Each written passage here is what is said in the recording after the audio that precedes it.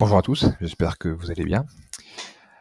Alors, on va corriger les trois petites questions que je vous ai données à la fin du cours la dernière fois. Donc, je vous rappelle le cours, la méthode pour démontrer qu'un triangle est rectangle ou pas. Donc, ce sera toujours la même. Première chose, on va prendre le plus grand côté qui nous est donné. On va le mettre au carré.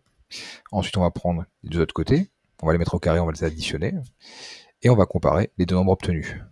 Si on a obtenu le même nombre, la réciproque du théorème de Pythagore nous permet de conclure que le triangle sera rectangle.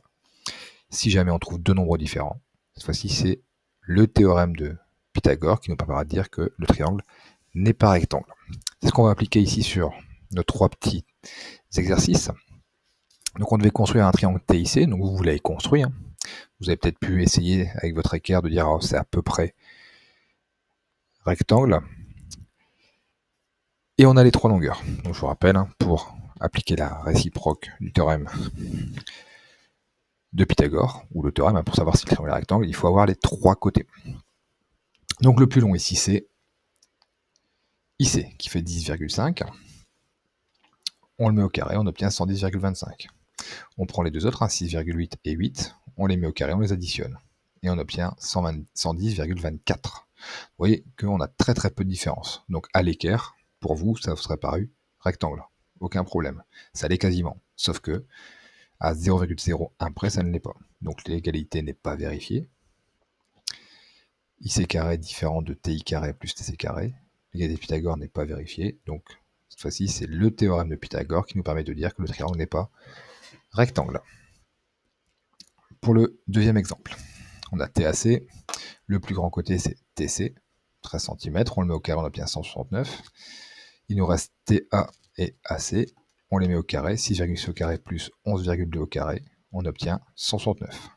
Donc ici, on voit qu'on obtient le même nombre. Donc l'égalité TC carré est égale à AC carré plus TA carré.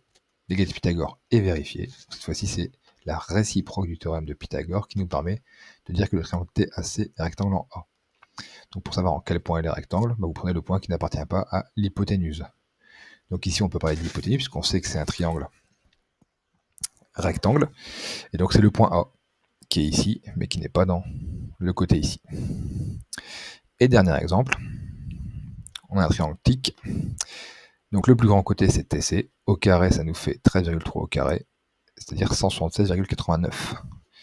Ensuite on a TI et IC, au carré ça fait 9,1 au carré plus 9,7 au carré, et on obtient 176,9. Vous voyez qu'encore une fois on est très proche, 176,89 ou 176,90, encore une fois que 0,01 d'écart, mais ça suffit pour dire que TC carré est différent de TI carré plus IC carré, et donc l'égalité de Pythagore n'est pas vérifiée, et c'est encore une fois le théorème de Pythagore qui nous permet de dire que le triangle TIC n'est pas rectangle. Donc on a fait trois petits exercices d'application directe. Vous voyez que c'est exactement la même chose qu'on a fait dans le cours. Donc c'est assez répétitif, une fois qu'on a compris la méthode et qu'on l'a apprise. On déroule. Donc on va appliquer ça maintenant à des petits exercices avec une sorte d'enrobage, une sorte de contexte. Donc sur le numéro 1 ici, on vous demande est-ce que quand on va poser la bille d'acier sur l'étagère, elle va rouler d'un côté ou de l'autre. C'est-à-dire, est-ce que l'étagère là, elle est bien posée horizontalement ou est-ce qu'elle est un petit peu penchée? Donc comme on sait que le mur ici, il est vertical, pour le savoir, la question en fait revient à dire est-ce que ici en fait on a un angle droit? Donc est-ce que ici on a bien l'horizontal? Donc à vous de faire un petit schéma, je vous laisse le démontrer. Dans le deuxième exercice, on a un parallélogramme. Alors je vous rappelle, un parallélogramme, c'est un quadrilatère dont les côtés opposés sont parallèles. On vous donne trois longueurs. Donc sur le schéma, vous avez peut-être remarqué quelque chose. Et on vous demande, est-ce que ABCD est un rectangle? Je n'ai pas marqué que le parallélogramme s'appelait ABCD. Donc vous l'aurez peut-être compris. Donc, à partir d'un parallélogramme, pour qu'on ait un rectangle, il suffit qu'on ait un angle droit. Une petite propriété que vous avez vue l'année dernière. Donc, il va essayer de falloir trouver un angle droit quelque part dans ce parallélogramme.